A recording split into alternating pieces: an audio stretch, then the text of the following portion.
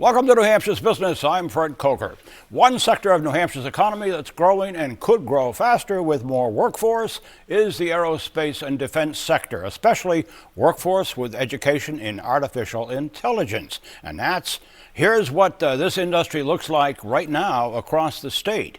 New Hampshire aerospace and defense industry, 300 plus businesses, 10,500 direct employees, a 7.5 billion economic output, 3.6% New Hampshire GDP, 4% in the making. And a group of these aerospace and defense businesses was formed in New Hampshire and is now across New England, Canada, and beyond to leverage smart partnerships and strong suppliers, private and public. It's the New Hampshire Aerospace and Defense Consortium. It has 143 businesses, 97% manufacturing.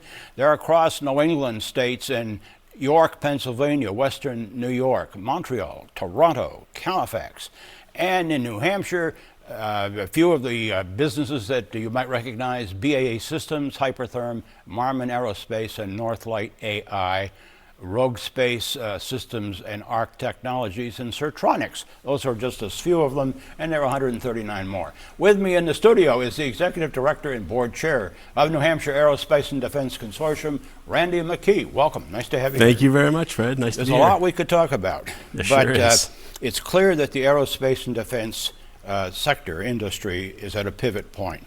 And let me just read off all the items that are in that pivot that are shaping the industry, and you know them well: digital transformation, supply chain uncertainty, a workforce shortage, layoffs, geopolitical events like the Middle East, and certainly artificial intelligence.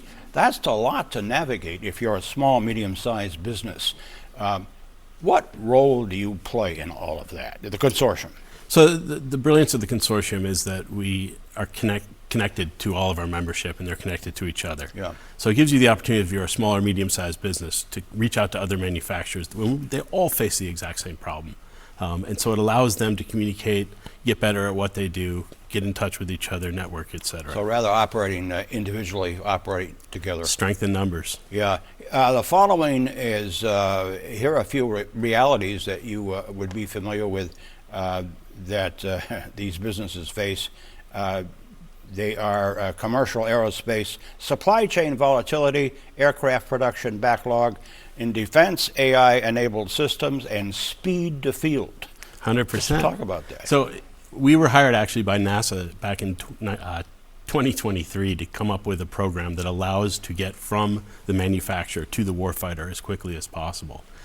Through the strength of our membership and the strength of our knowledge of industry, we were able to develop it, and NASA has adopted this program. And that, by the way, was thanks to Senator Shaheen back in 23. How much is artificial intelligence now driving the industry, both aerospace and defense? So on the supply chain selection side, on the side of the smaller, medium-sized businesses that you deal with. Yeah, on the supply chain selection side, it's integral. However, when you get down to where the rubber meets the road, where the manufacturing is done, that's still done 100% by people. That is not being driven by AI. Yeah, you still need machinists, welders, fabricators, etc. So, as you know, workforce shortage. About every guest I have on this show talks about, in one way or another, workforce shortage. And in your particular case, there are some skills. The fastest growing skills, we have a graphic on that: aerospace and defense, digital transformation, data science, data engineering, statistical analysis, AI data analysis, and machine learning.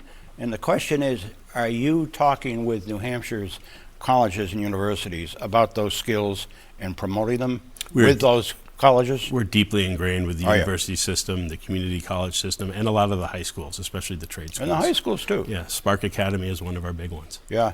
What's the outlook for this industry? I mean, you're based in New Hampshire, but you have reached out across New England and in other states. What's the outlook? The outlook is that we continue to use the things that make New Hampshire great as a state and as a manufacturing base, but we can't do it alone.